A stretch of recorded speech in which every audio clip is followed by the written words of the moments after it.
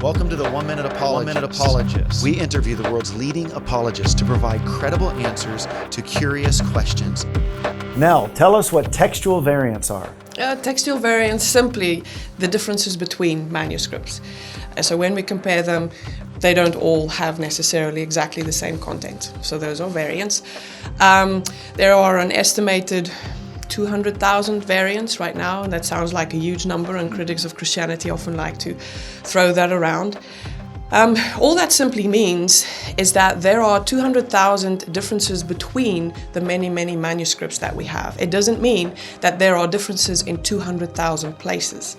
In fact, those 200,000 variants are really found in only about 10,000 different places. Many of these, for the most part, are immaterial. They are spelling mistakes, grammatical errors, changes in word order. Scholars estimate that only about 5% of these have a real bearing on the text.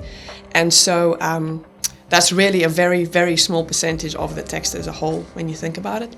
And then none of these variants where there's a real question about the meaning actually influence a central doctrine of Christianity. It's not a single standing verse on which, for example, the doctrine of the Trinity stands or falls.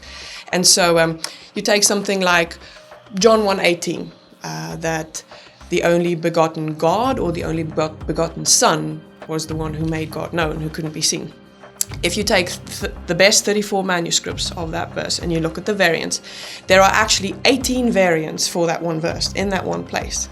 Most of those you can disqualify because they're spelling mistakes, errors of sight, errors of hearing maybe. There are 3 or 4 of them that have the difference between the word God or Son. Only begotten God, only begotten Son. And so the question then becomes, this is where textual criticism comes into play. Which one was it more likely to be? And so out of those 18, 3 or 4, some of them really the same word, only begotten Son, occurs a couple of times, but each one is counted as a different variant.